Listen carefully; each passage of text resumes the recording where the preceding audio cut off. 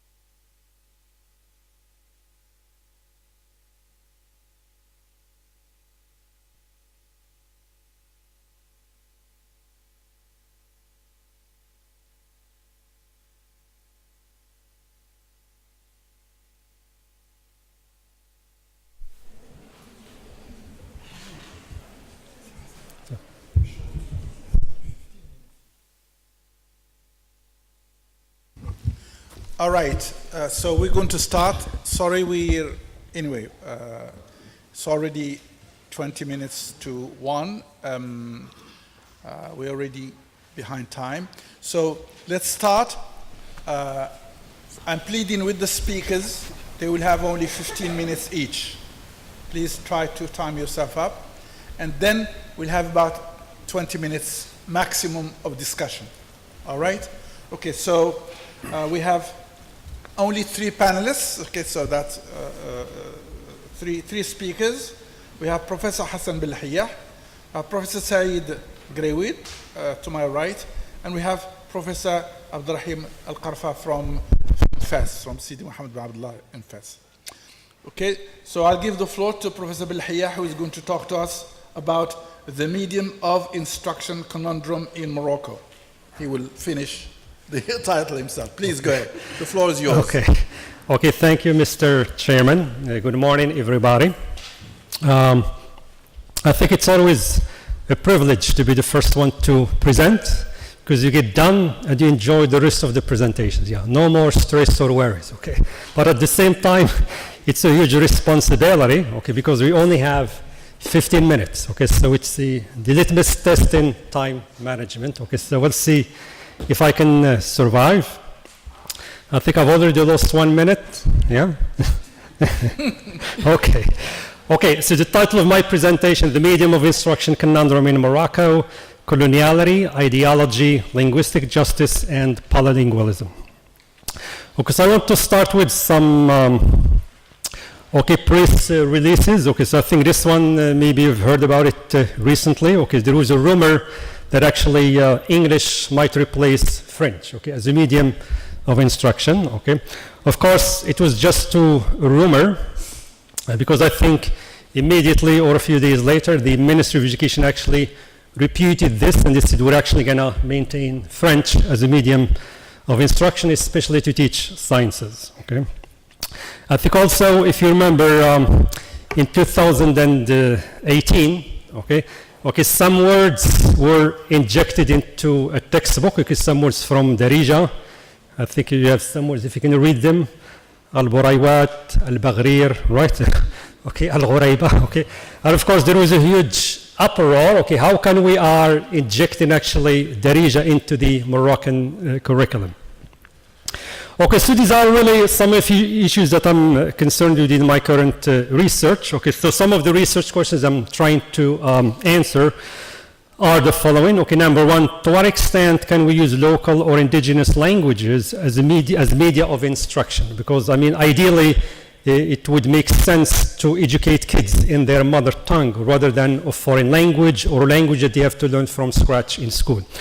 Number two, does the current language policy in Morocco ensure linguistic justice? Okay, three, how do socio-political considerations impact educational language policies? And finally, what can be done to render the Moroccan classroom more inclusive, more just, and more polylingual? Okay, so first, let me start just to give you a brief background about the sociolinguistic situation in Morocco.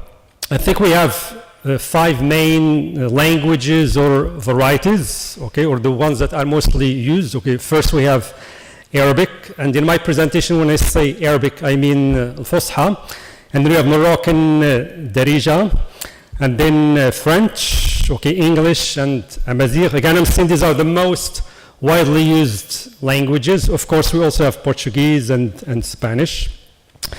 Okay, so I'm going to talk about basically, okay, strengths and weaknesses of all of these languages, because in a way, although we are on the surface of multilingual communities, okay, but some languages are endowed with more symbolic power than others. Okay, so if we start with the Arabic Al-Fusha, okay, we can say that Arabic derives its power from being associated with Islamic liturgy. It's also a source of divine revelation. Okay, Arabic also indexes national and religious identity. It's of course the official language of Morocco. It has always been so since independence. Okay, of course today Amazigh is also a co-official language. Okay, after independence, okay, the Moroccan government, okay, launched the program of Arabization, whose aim mainly was to eradicate the use of French, okay, considered colonial language. Okay, so Arabization, it was anchored on 4 cornerstones. Okay, the first one was the generalization of education for all Moroccans. Okay, number 2, unification of educational structures. Okay, 3, Moroccanization of the teaching staff. That means all teachers should be Moroccans or hold the Moroccan nationality. And 4, the Arabization of the curriculum. That means we need to kick out or get rid of French from the curriculum.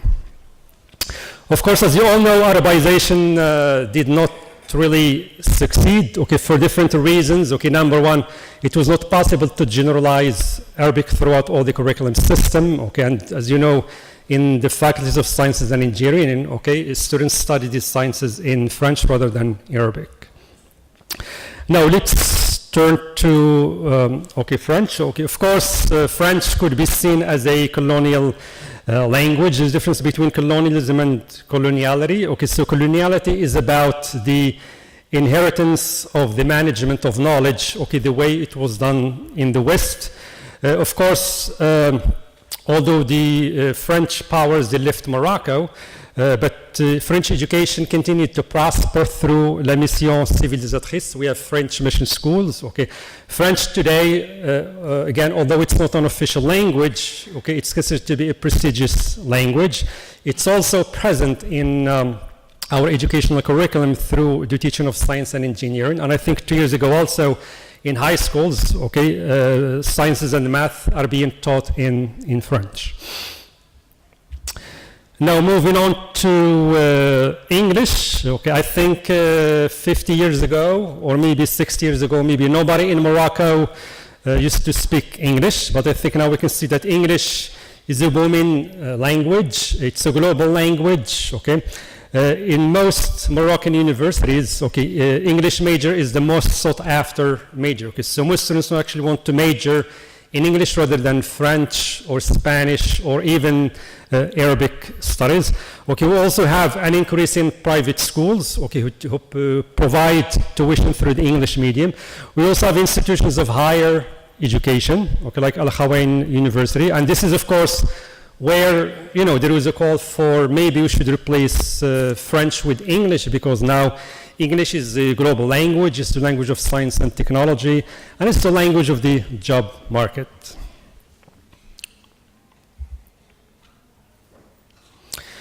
Okay, finally, we have Moroccan Darija and Amazigh language. Okay, as you know, Moroccan Darija, it has not been standardized. Okay, it's a spoken variety. Although it's spoken, it's still used in many walks of life, including the media, politics. So although on TV, for example, you might hear the news anchor speaking in standard Arabic, but when there is an interview, okay, they will switch or code mix between Fusha and Darija. Moroccan Darija, it might not be as prestigious as French or English because of its lack of a standardized form, but it has covert prestige because the use of non-standard forms sometimes also has prestige in inner circles. We don't use it officially in the classroom, okay, but again, from my observation of some classes, I studied actually teachers when they teach math, for example, okay, or when they teach even something like history or humanities, they will switch between Al-Fusha and Darija. So it's there, but again, on an informal basis. Concerning Amazigh language, I think after the new constitution of 2011, it has been recognized as an official language. It's a written variety. It has a standardized script known as Tifinagh, okay? It's not used in many domains because, again, if you look at this space at the university, I mean, how many times can you actually hear people using the language? I think you'll hear mostly Darija, maybe English and French, okay? It's used informally in the classroom, okay, where the teacher speaks the language, okay? And just like Darija, it's not as prestigious as French or English, okay, but it has covert prestige. It means in communities where Amazigh is the main language, people actually take pride in using it because it's their mother tongue, it's the language that carries or holds their culture. Okay, now, what are some of the outcomes of this scenario? Okay, so some of the outcomes are the following. Okay, we have the issue of linguistic anxiety because you go into a classroom as a kid, you're 5 years old or 6 years old, and then all of a sudden you are being taught in a language that you've never studied or heard, like Arabic Fusha. And of course, Arabic or Fusha, it's not a language that we acquire natively. Okay, we will only learn it if you go to school. I mean, if you are illiterate in Morocco, you will end up only speaking Darija, and there is no way you can understand Al-Fusha. There is linguistic insecurity. That means people are insecure about using their mother tongues. Yes, so again, we can claim that there is on the surface multilingual, let's say, diversity, but actually how many times do you see this language or these languages used in space? So we have the issue of the linguistic landscapes. We look at signs. Okay, some languages are more visible than others. I would say French, English, and then Arabic. Okay. We also have the issue of poor mastery. Okay, so there is this theory that we cannot teach all these languages in elementary school because students get confused. But okay, we only teach one language, but we know that our students, they don't really master standard Arabic. Okay, I don't think a lot of students master French either. I think there was a, if you're familiar with the PISA, the Program for International Student Assessment in 2019, okay, Morocco was ranked 75th out of 79 countries, okay? And this includes tests in science, math, and reading and writing. So our students really cannot fare well in terms of reading and writing compared to other countries. And this is why we keep having these incessant reforms, like each minister or each ministry comes up with a new reform, okay? I think the most recent one was that last semester we started with the bachelor program, okay? And then in the end of the day they said, okay, now we're just joking with you, okay? It will be canceled, okay? I mean, 4 minutes. No, I have it here. Yeah. Okay, 4 minutes, okay. I'm sorry. I can prove it, okay? Okay. Okay.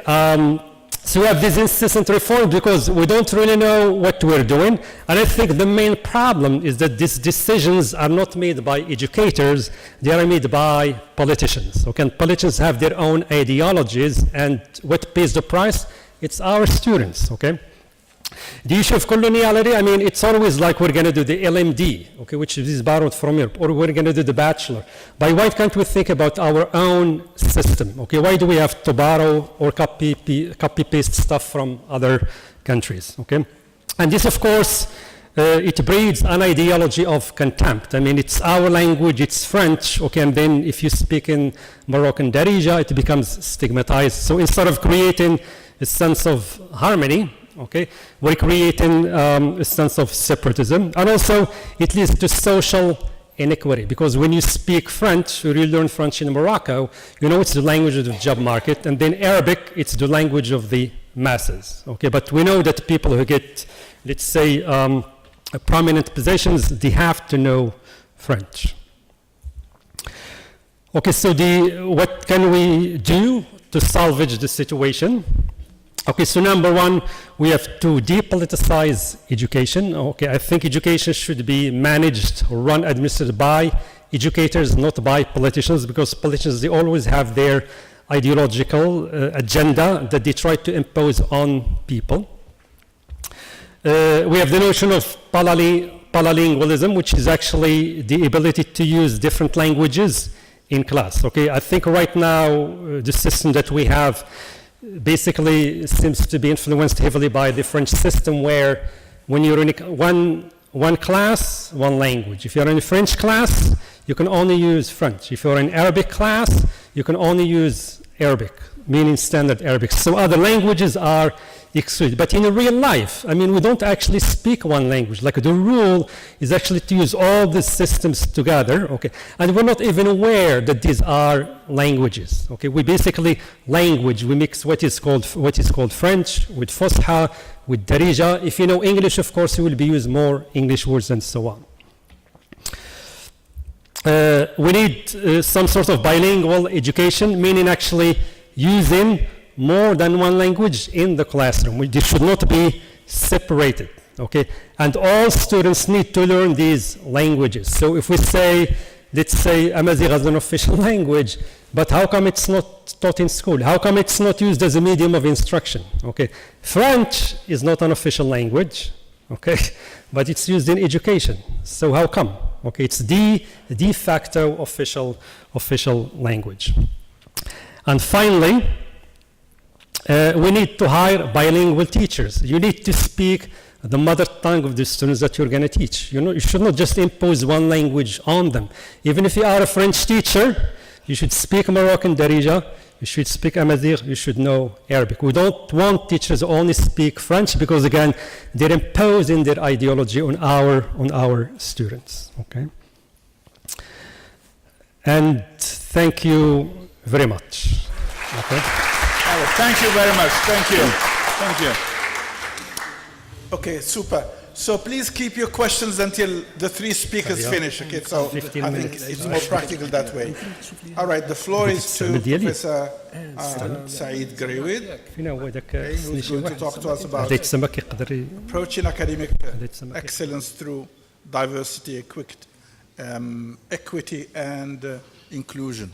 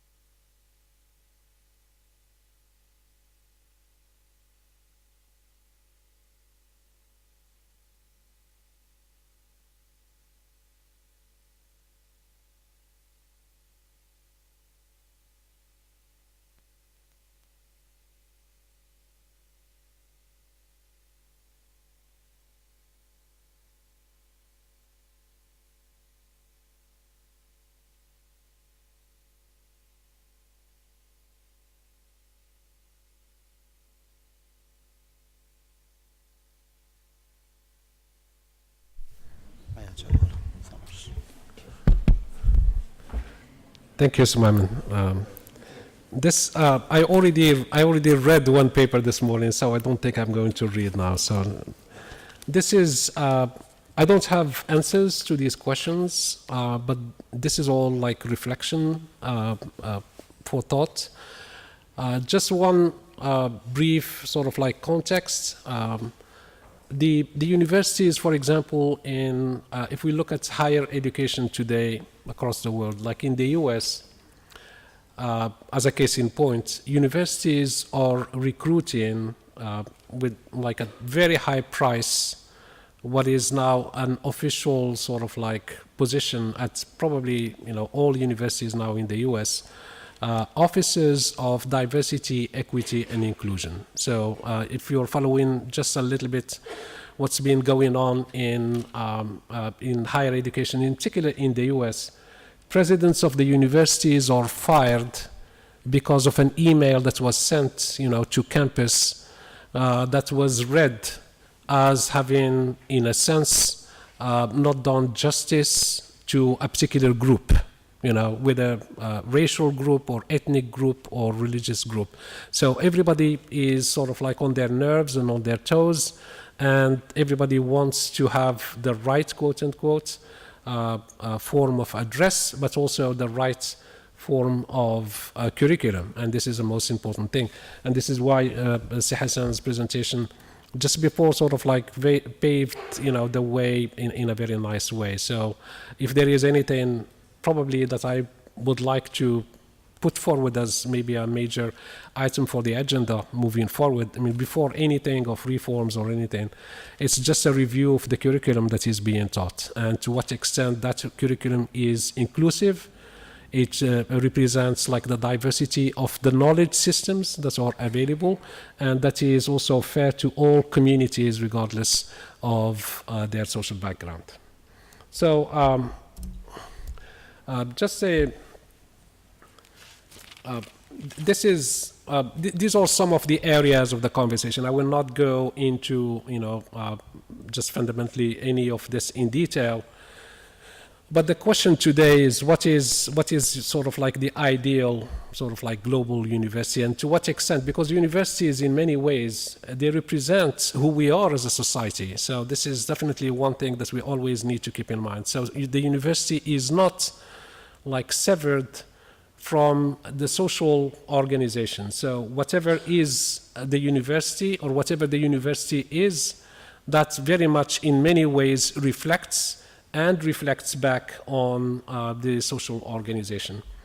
And then I get to probably the point of this very brief pitch, academic excellence. What is academic excellence? And if you approach any probably educator, their most important concern is academic excellence. So every school, every university prides itself in providing like excellent academic programs. So the question now is we need to interrogate what academic excellence is and what do we want to mean by academic excellence. I think one probably also other step that we may all need to revisit is the curriculum that we use and that we teach.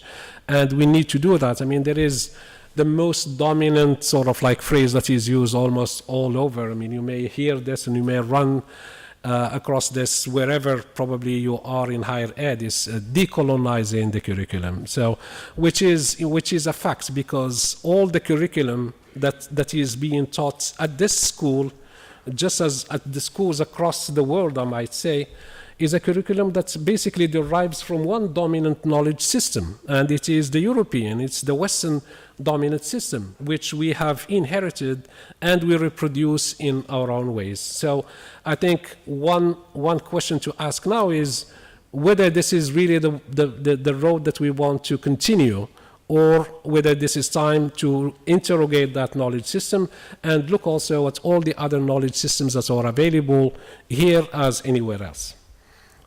So I will give a very few short examples, like about the French experience. I mean, we're all in this country, obviously.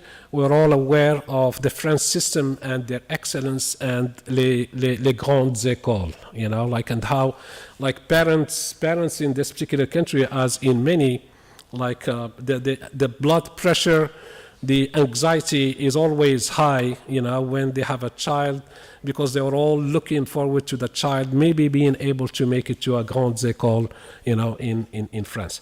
That is a bank. I mean, like I like people here are always surprised to hear me say this, but that is a very bankrupt system. You know, like that system of les grandes écoles, that is a very bankrupt system. I don't think that we would like to reproduce that system here. You know, at least in the way that it is.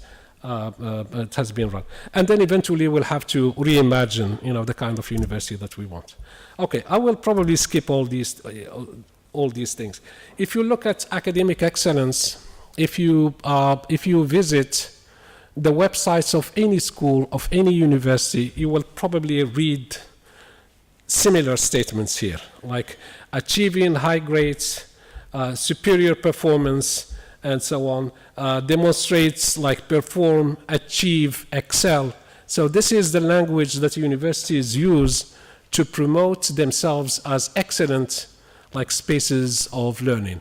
And they do this, of course, you know, for n reason, obviously, because parents are looking at that, students are looking at that, and donors are looking at that. So it's a whole system, and it is used, but to what extent that is inclusive and diverse. The massification of higher education was a turning point, of course, in the history of higher ed in the world, when the university sort of like decided to, quote unquote, open the doors for a larger, you know, like, student population.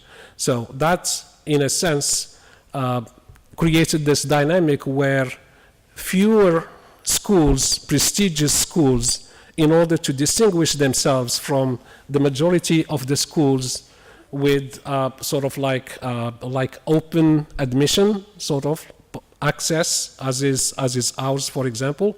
So those small prestigious schools started playing on this notion of academic excellence, you know, to distinguish themselves from the rest, but also to attract, you know, like, the student population that they want.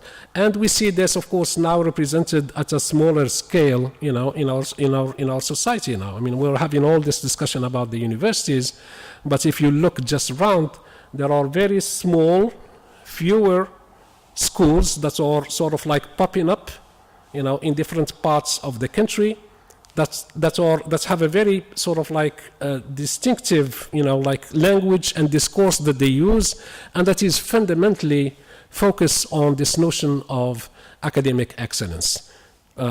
In more plain words, you know, like, they are telling the public, we are different, we are the best, we provide, you know, like, excellence. So instead of looking at this or that, you need to come to me for what you need.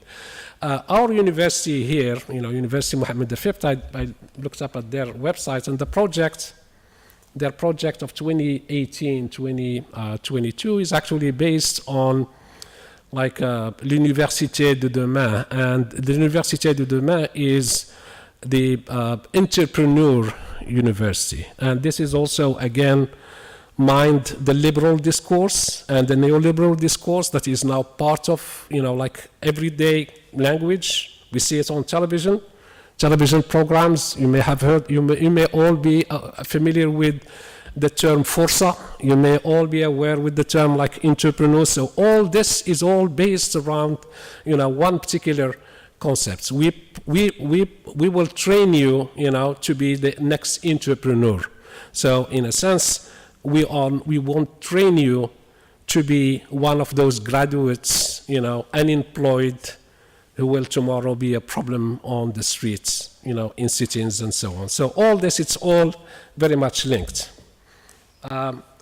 This is, I mean, interesting enough, like Pierre Bourdieu, one of the, like, really very interesting studies that he conducted back in the 1970s was around actually this issue of les grandes écoles.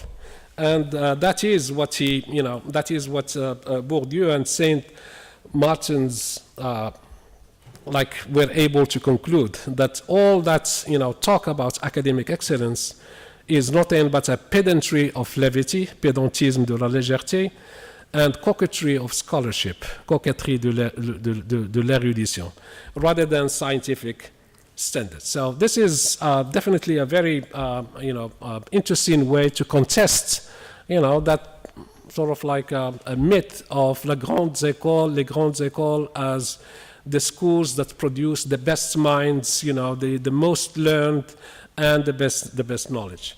And then, of course, I mean, since we are in France, we remember that just a few years ago, in 2018, there was a petition that was signed by some of the sort of top academics, in addition, of course, to politicians and so on, but mostly, for me, it's most interesting was academics. And that petition was actually to denounce, quote unquote, what they thought was a critical racial discourse, decolonial discourse that was imported from outside, and that, of course, tried to subvert and settle, quote unquote, the French, tradition of academic freedom and freedom of speech.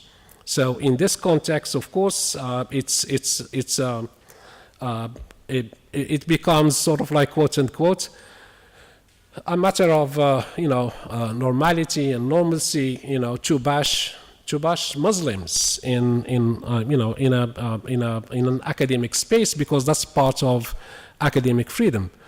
It's fine, to denigrate immigrants, because that's part of what you do, like in an academic space, you have the freedom to do that. So all these, and this is right now, I mean, this stands in stark, for example, opposition with a tradition that is being now, cultivated and developed in other places, especially in the context of North America, where you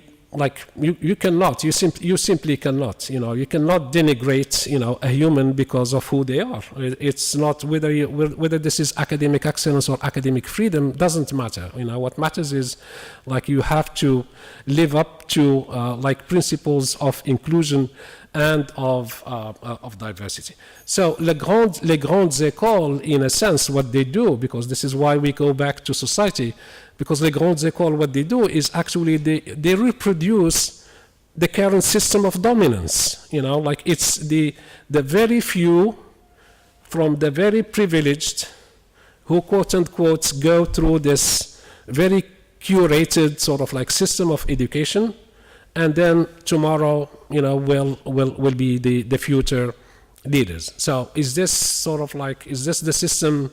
Is this the system that we want? Is this the kind of university that we want, and so on? Okay, so this is just a very briefly a plan national. I don't have Si Hassan's laptop, so I'm not able to see how many minutes I have left, but I hope 3 minutes. 3 minutes left. Okay, so it's interesting. It was interesting to see, for example, in the Plan National d'Accélération. This is the one. This is the ministry's new sort of most recent hatch. In a sense, this is the one that is now put forward as a replacement of the bachelor reform that was promoted a few years ago. So it does, basically it does have, the point of access as first, which is great. We'll have to see how that will work out, and quality, and then resources and governance. So in a sense, I mean, all this integrates probably some of the most important sort of language in the discussion about diversity, equity, and inclusion. We'll just have to see how that will all play out. But in reimagining, global university, I just want to share this, but I'm not sure you're able to see, because I'm not able to see either. Let me just see this. Maybe you can see this now better. this is a Santos de Souza. Our colleague from Portugal here would know who de Souza is, like a great, philosopher, a great thinker, who worked a lot about epistemic diversity. And these are, like some of the notions that he has put forward, for the creation, for the construction of a very diverse and inclusive space, university space. I don't have the time to go into sort of like elaboration on what de Souza means by all these concepts, but they are wonderful, and I invite like all of you to just go and check out like his works as part also of his commitment and his dedication. His works are available online. You can just get his name online, and you're able to connect with his works. But he talks about deep listening, focus on ways of knowing, sociology of absences. Sociology of absences of all the knowledge systems that are absent, that are not present. We can look at just how much we miss, just even within our own environment, in terms of all the knowledge systems that we are not able to tap into, but that instead we look, like at the dominant European paradigm. An ecology of knowledge, and then, of course, intercultural translation, because without that, there is no diversity or inclusion. These are, some of the ways in which maybe we can use academic excellence, but obviously the probably the most important, point in all this is that we need to ensure that the curriculum is inclusive, that the space is inclusive and diverse, that the management and that the governance is inclusive. And I have to say, I have a picture. Maybe I should have put this picture on here. I'm concluding, Sir Mohammed. I'll conclude with this picture. I should have probably put this here, but a few years ago, on the occasion of the launch of Ibn Khaldun sort of like scholarship, which was a big thing that was chaired by the Prime Minister. It happened actually at the other amphitheater, Ibn Khaldun there. At the end, I took a picture at the end of that ceremony, of that opening ceremony. There were 13 like higher education administrators in Morocco. From the Prime Minister to the Minister to the Secretary Generals to all the directors of the schools to the deans, 13. I have a picture of that, 13. There were 13 men. 13 men. The pictures like this should be horrifying now, because it's not like there is no woman in this country who can't be in that position.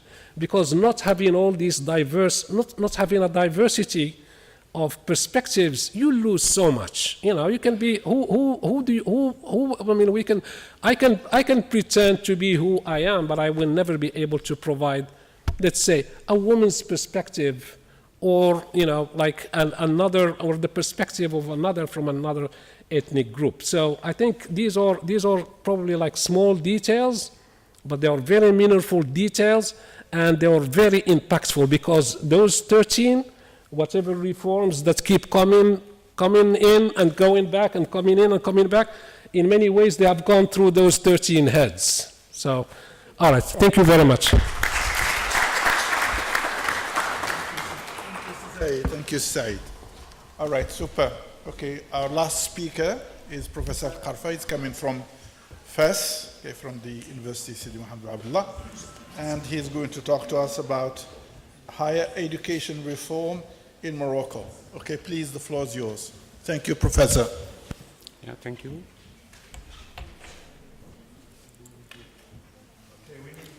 Un technicien, s'il vous plaît. Thank you. You have it already here? Can هنا déjà?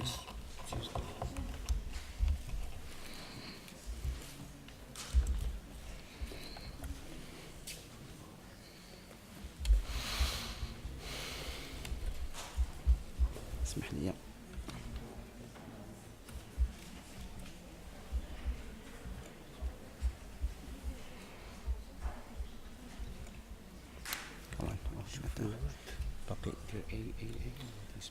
باقي ما طلعش الياسمين.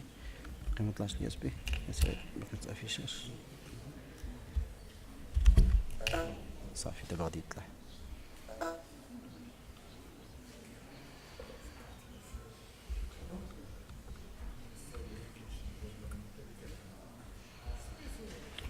صافي طلع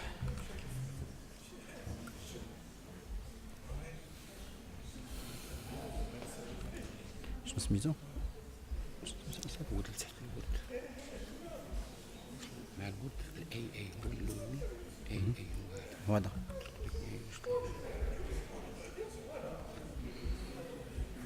ناسي دقيقة سمارش سيبو.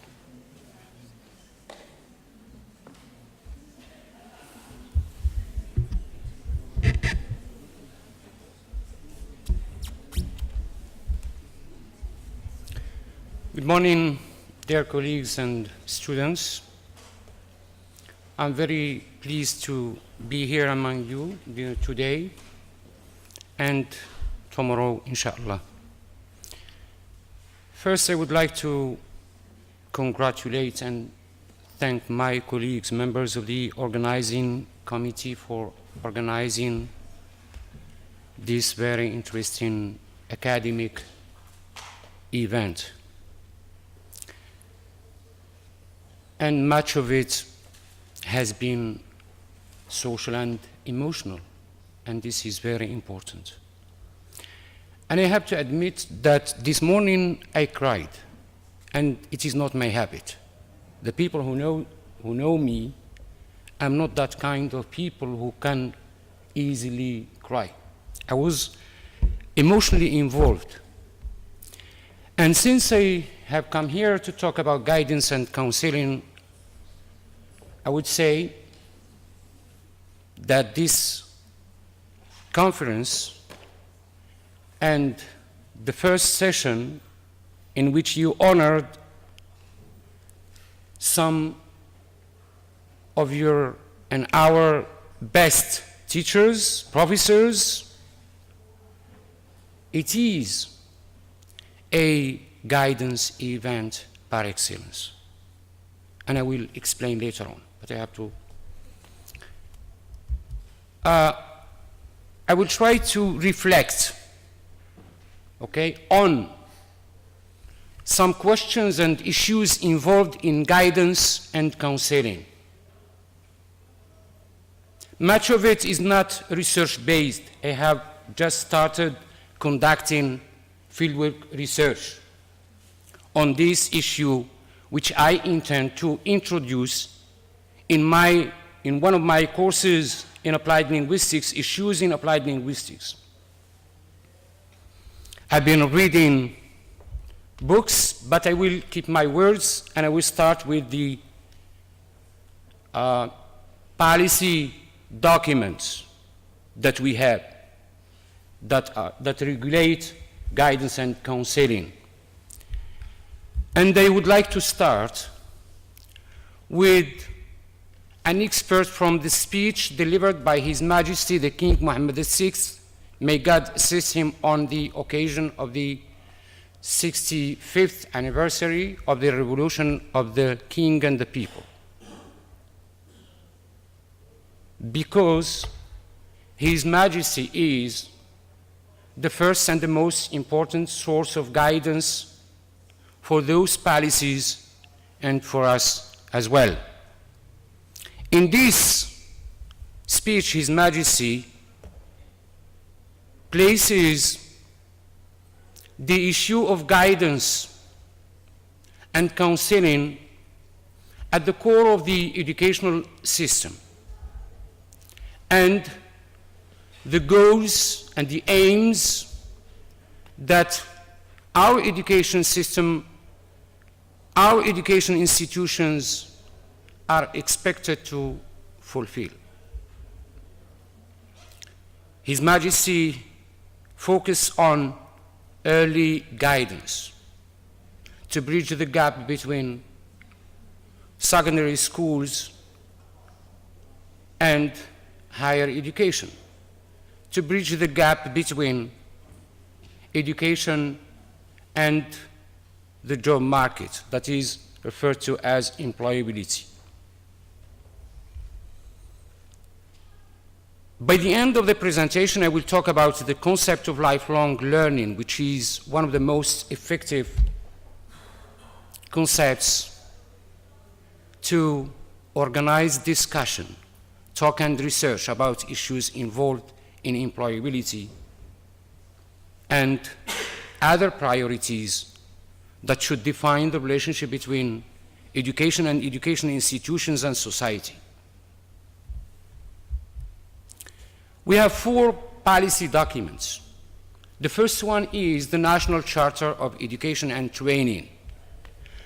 And in one of its sections, it talks about guidance with a particular focus on orienting students to technical subjects, to increase the number of students and pupils enrolled in courses and subject disciplines which belong to or fall within the scope of exact sciences.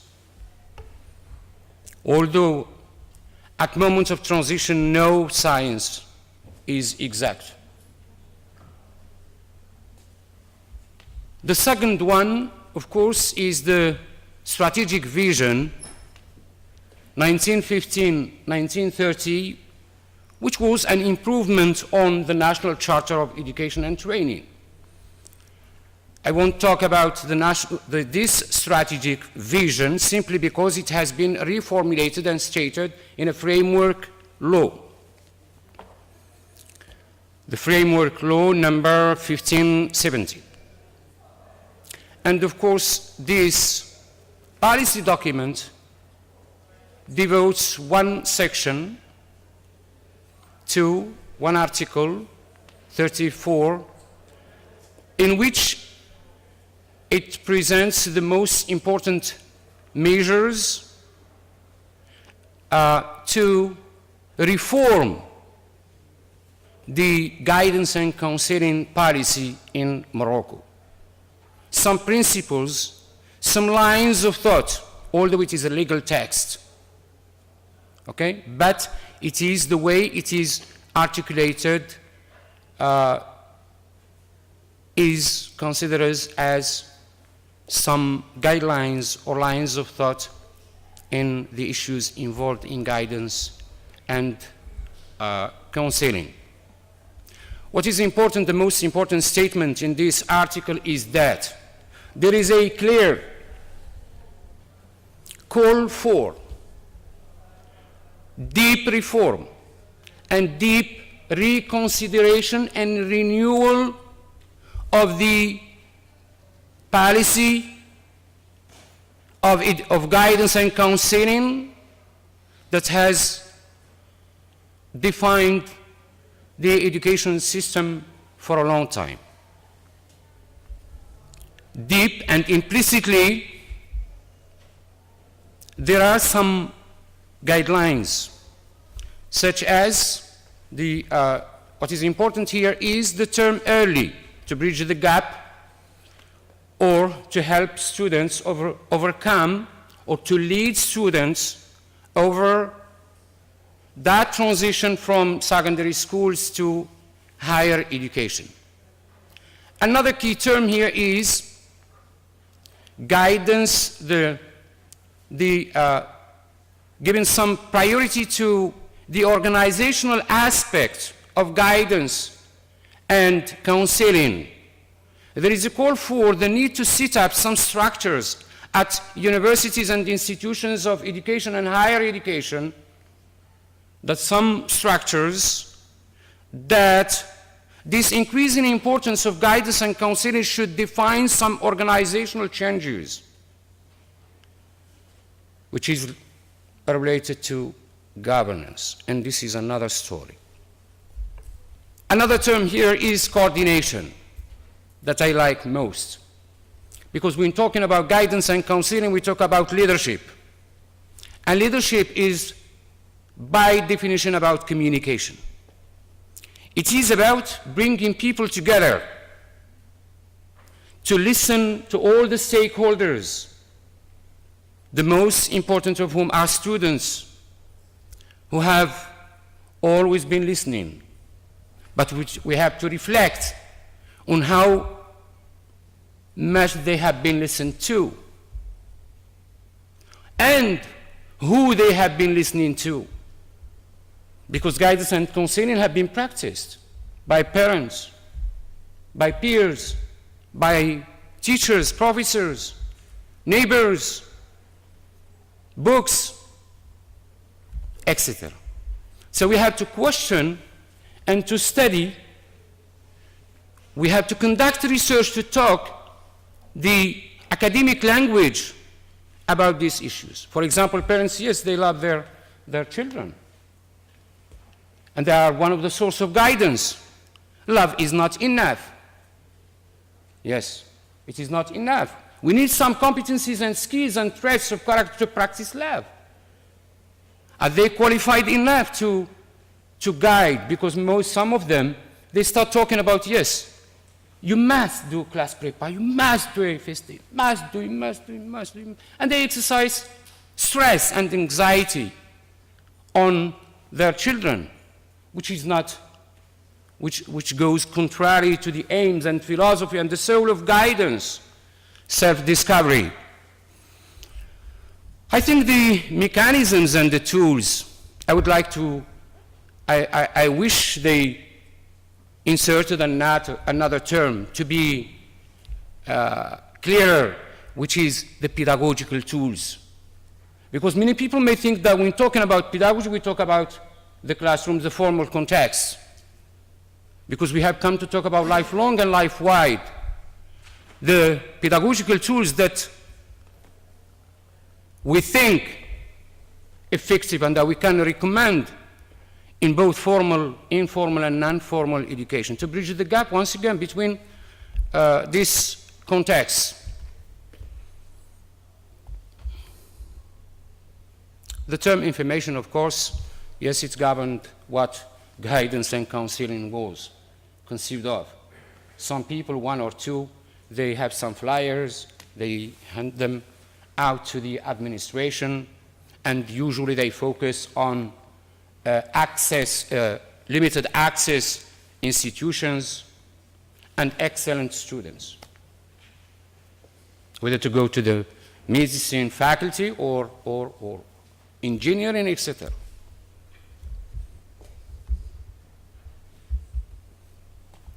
Meaning of guidance in general, it is both a concept and a process. It is a very important concept that, unfortunately, is still located on the periphery of education.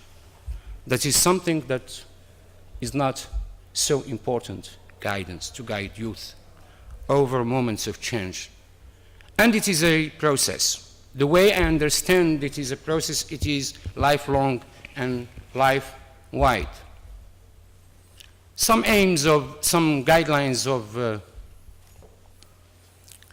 guidance and counseling. And here I have to say that this is why this morning events is guidance par excellence. Guidance is broader than education. Education, what we do here, the formal context, is part of guidance, which means that we have to reconsider the relationship between education and education institutions and guidance and policy. I have a suggestion that we need to market, is that of lifelong learning. We talk about lifelong learning cities. We have started in Morocco to the learning cities. Why not talking about the learning universities? Because this term lifelong solves many problems. One of them is the one that was raised by my colleague, entrepreneur universities. And here, if we can advocate the term lifelong, it is not only about employability. It is about effective citizenship, informed citizenship, and responsible citizenship. It is about inclusion, the definition. It's easy, 4 lines of the definition given that is generally agreed upon. It is about employability, to increase employability. Yeah, and inclusion. It is about social justice and social inclusion. Yes, I will try to conclude. Yes, I have a quote here of Joan pointing out the relationship between guidance and education, and says, all guidance is education, but some aspects of education are not guidance. Some of the principles of guidance, they will be repeated. I want to move to this one.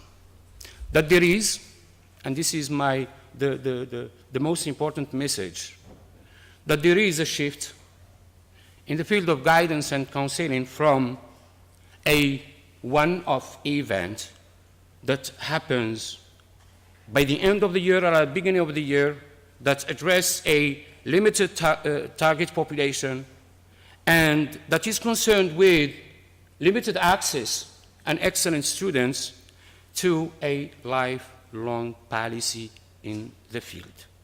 That is, the information that you have is not enough, that this is the grades you need to join this higher education. We should know the person, the information. We should listen to students. And we should, of course, recruit qualified people to do that. And we should also be leaders, and we have to set up leadership units, one counselor, like Rifqi in the past, Allah Akbar Aliyah. He does everything. We need teams, because this discipline draws on different fields. Psychology, sociology, have to understand the person. The last minute, 1 minute. Why this transition to lifelong policy in the field of guidance and counseling? And why guidance? Because today's world is defined that change and ever-changing challenges define today's world and will continue to define the future. And change brings with it fear and anxiety and unpreparedness, using Bhabha's term. So we have to question ourselves, are we qualified enough to prepare people for unprepared times? So guidance and counseling should be placed at the heart of education, because students, pupils suffer a lot. Why did I cry this morning? Because I listened to the activity, that culture of recognition first. And I listened, I benefited from, they inspired me, different experiences. This is why this is a culture which is decreasing. And I found it here in Europe. Thank you very much. The best, and that change is defined by the conference itself. The titles of the conference, they define areas of change. Thank you very much. That's okay. All right. Yes. Thank you, Professor Qarfa. Thank you to all the speakers. Sorry, Professor Griwid has some urgent commitment, so we can't stay on for the questions. So let's start with questions. Can I take the names first? I prefer to take the names one after the other, and then maybe have 5, 6 questions, and then if we have some time left, then we can take more questions. Please go ahead. Give me names. Yeah. Ayed, please. Next. Anybody else? Name. Amin. Mohammed Amin. Next. I see. Yes, name. Hisham. Yes, next. Ayub. Next. Abdul Qadir.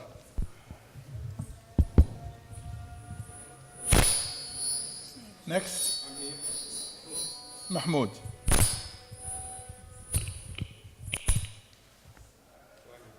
Ibrahim.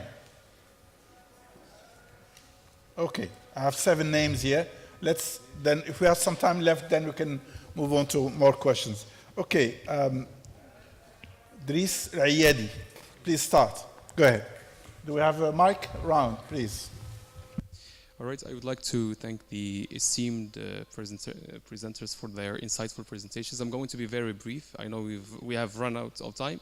Ask questions rather than comments. Definitely, yeah. Okay, so my question is addressed to Professor Bilhiyah. Now, you know that the recent trend in pedagogy, pedagogical scholarship, they're calling for the use of multiple languages in classrooms. Now, unlike what high school and middle school teachers, unlike what they've been trained on how to perform in class, I mean to use English and English alone. No other linguistic interference whatsoever should be enacted in class. So I would like to know what's your stance on this point here. I mean translanguaging, the use of multiple languages other than the one you're supposed to be teaching. And thank you so much.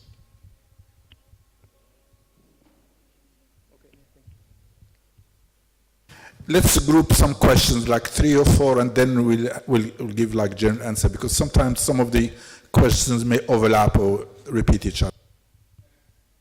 Next is Mohammed Amin, please. Yeah, wait for the mic so everybody can hear. My question is addressed to Dr. Bilhiyah. You mentioned the idea of depoliticizing education, and you also said that decisions are made by politicians who have their own ideologies. And we know that the people who control politics also control means of production and also control public discourse. So the question is, how can we, or how can education be depoliticized? Okay, all right, thank you. Next is Hisham.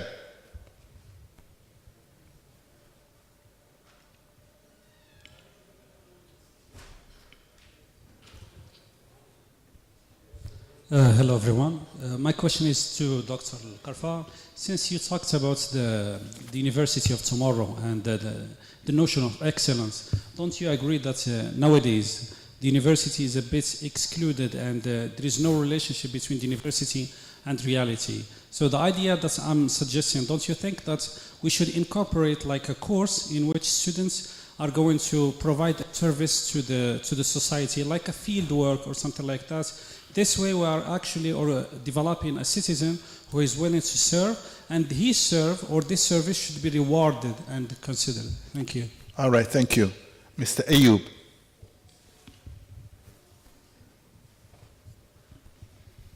Assalamu alaikum. Hello, I have 2 questions, one for Bilhiyah and one for Dr. Karfa. The first question is concerning replacing French by English. Mr. Bilhiyah, do you think is the use of French in our Morocco education program, is it a choice or an obligation? This is a question. For Mr. Karfa, so do you think that if we have to concerning guidance at the university, we have never learned the way to be guided by our prof at the university before we come to the university? I think you got my question. At the high school, we've never learned how to be guidance, how to be guided. So. Okay. All right. Thank you. Let's have some answers, response to these questions first. Professor Bilhiyah first. Okay, I think, Professor, I had your questions about using translanguaging. So I used the term polylingualism, which in means does not look at languages as being separate entities. They're actually one entity like the way we use them in real life, like in multilingual communities, like when people talk. You can use terms like code switching, code mixing, okay, but of course when you use code switching and code mixing, the assumption is these are separate codes. But polylingualism actually looks at these as one code, so you have one repertoire, and you pick up features from these named languages. So this is why if we subscribe to this view, then of course in the classroom, yeah, we should allow to use this polylingual let's say methodology, which means actually using more than one named language. Of course, the other term is translanguaging or translanguaging pedagogy, which is actually trying to allow students to use whatever language they know. Okay, and of course, over time, we should tell them that if you are in a formal context, okay, well, you need to use standard Arabic. Okay, if you want to apply for a job, for example, in Morocco, well, French becomes a very prominent language, so you need to know when to mix and when not to use them, okay? So as educators, at least if we subscribe to this view, then we can change this mindset, okay? And I think this ties in with Mohammed Amin's question, like how can we depoliticize the education system? I think this is recommendations for the powers that be, okay? I'm not the one who appoints ministers, right, okay? Yeah, but at least, I mean, we are talking about where the issue is, where the problem lies, and it's up to those who actually appoint politicians to make the decision, okay? So, but at least what we can do as educators, as applied linguists, is to raise awareness about these issues, okay? And then to try to start with our own classes, okay? And then the question about whether French is an obligation, of course, it's an obligation right now, because if you go to the university, okay, you have to study sciences in French, okay? And I know a lot of students, for example, who come to enroll in our department, it's not because they love English, it's because they cannot study, let's say, biology in French. I mean, their French is very abysmal, it's very weak, okay, and their way out is actually to go and study something that they think is cool or that they like, okay? It doesn't necessarily mean that their English is good, as you can tell from their performance. Okay, thank you. Just a second, please. Sorry, we're running out of time.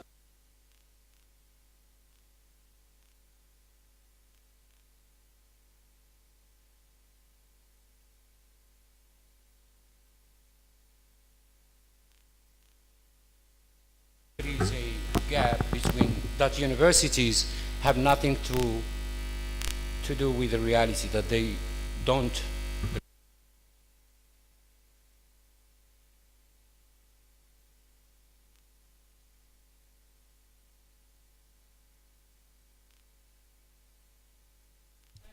Universities and intellectuals and bodies making up these universities have to take about to help our country, to help our citizens. University and my argument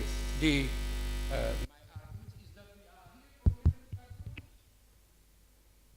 Some of us from far rural areas, and we are here. We have become universities thanks to the Moroccan universities and thanks to our colleagues that we have been, and this is a model thanks to Professor Zroura and Belghazi and.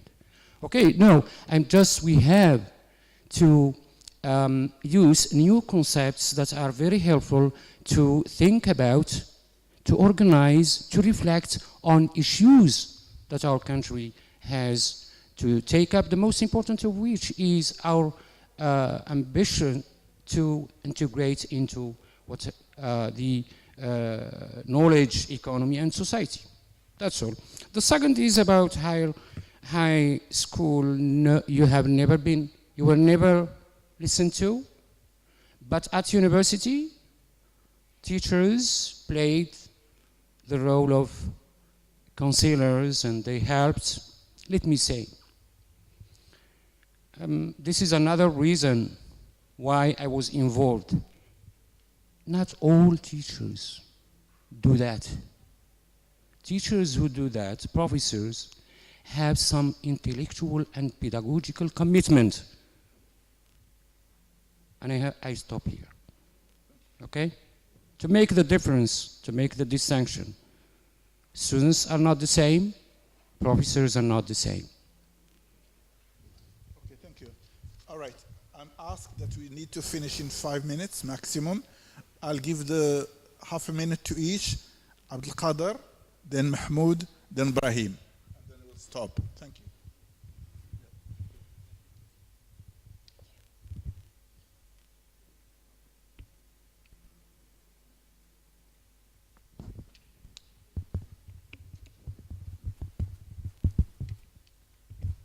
Thank you. My question is addressed to Professor Qarfa. In your presentation, you touched upon students' guidance and its relation to equity, inclusion, and academic excellence. Don't you think, Professor, that much has been done on this point, at least at the level of high schools? Because plenty of Moroccan high school students receive, I think, every year orientation and guidance from experts, and yet still the problem emerges and pops up after baccalaureate, because there is much demand on specific fields and specific domains. Because I think it's not just a problem of guidance, but it's a problem, it's economic and cultural per se. Because most of Moroccan students dream of joining specific schools like Les Classes Prépa or medicine or these schools. If you ask any Moroccan parent, all of them dream of these schools. So I don't know why the focus just on preparation and guidance. Why will forget about the demands that thank you. The economy needs from students? Thank you so much. All right, thank you.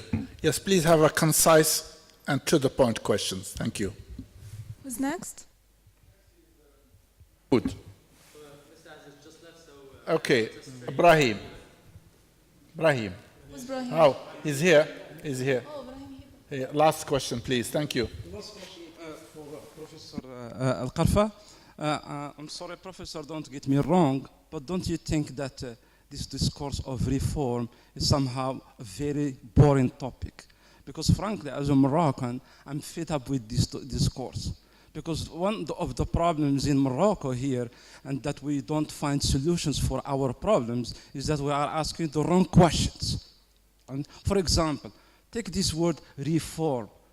The concept itself is based on a false presupposition. Reform what? Normally we reform something which has to be fixed. We reform something which is broken. What is broken in Morocco? The educational system? I don't think in Morocco we have one educational system. Question, please. Wait, one moment. Morocco is a hierarchical society. A question, please. It's a pyramid, okay? The aristocracy has its own education system. The super rich has their education system. The working class has its own. I belong to the working class. How can we reform our education system? We can't, because we don't have a voice.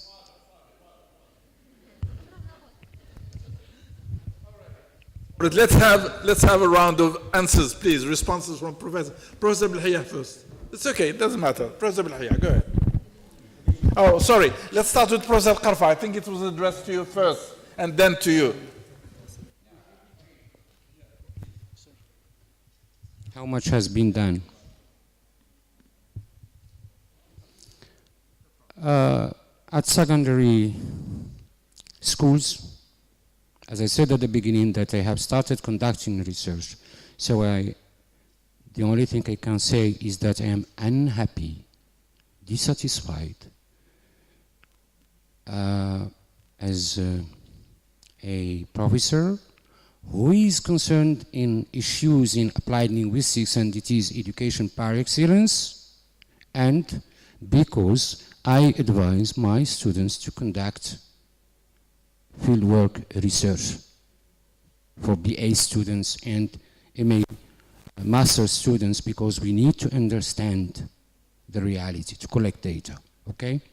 But, and thank you for your question. Yes, it is not yours. It is yours. At universities, I have to say, great efforts have been done. And I didn't have time to mention very successful stories at this university in the field of guidance. all the focus is on career guidance. There are centers. You have, I think, a center, l'éducation toute longue la vie. In Fez, we have a lifelong learning center, but it is, once again, l'éducation toute longue la vie, although I don't like this term education, it is learning. In Marrakesh, I think, to my knowledge, they have a career center. In Agadir, in Oujda, there are successful experiences, successful stories that should be coordinated, okay? That should be coordinated and disseminated to create a new research agenda, etc. For the discourse, yes. I have spoken the same language you are using for many years. And maybe we have spoken the same language, but I did my best to talk about it using academic concepts. I will join here. My job is to present the policy documents, and of course there is always a gap between documents, policy documents, and reality. Once again, I'm not happy about the depth of the gap. The depth of the gap, and how wide the gap is between policies and of the government, okay? This may make you happy, yes. And what goes on exactly in institutions of education, okay? And here just one example. For children at schools today, the exams of the middle school are delayed to July, 2 days before late. Is this educational?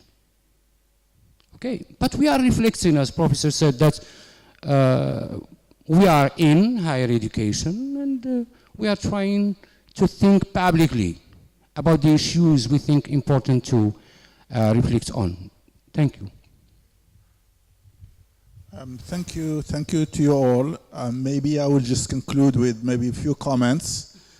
The English university, when you look at England, until the First World War, they were teaching Latin and Greek at the university. If you don't study Latin and Greek, you can't have a proper degree. By the Second World War, they reformed the system and they removed Latin and Greek, and English became the lingua franca, the language of science and of knowledge in their universities. But where did they experiment with English first? They experimented with teaching English in the colonies, in India and elsewhere. English became very important in these colonies in order to make them think like the English. They would be serving the colonial world, etc., etc. And then they transferred that. They said, well, this would be good for the working class. You imagine the working class. For the women. And then English was raised up to higher standards and became the of the university. In Morocco, we've been reforming the system since 57. And different ministers, different ministries have tried their best in order to make the system better. Some of them did a good job, some of them did a good job, but it turned out to be not so good. The bachelor is a disappointment. The bachelor was promising very good reform. 4 years in the licence, which we always regretted, not having 4 years in the licence. We've studied, we did 4 years in our licence, but then afterwards with the LMD system, which was a reform for Europe, mind you. Europe is also trying to reform its own system by inventing the LMD. They gave us LMD, they tried it in us like guinea pigs. We've worked with it, whatever with its good and with its bad sides, but it's time to move forward and fix the problem. The reform is there to fix something, yes. And we need lots of things to fix. Okay? And I'll stop here. We can go on, okay? Thank you all. All the best. Good to see you, okay? Take a break before you start the second session. Yalla. Take care. All the best. All right. Everybody is invited to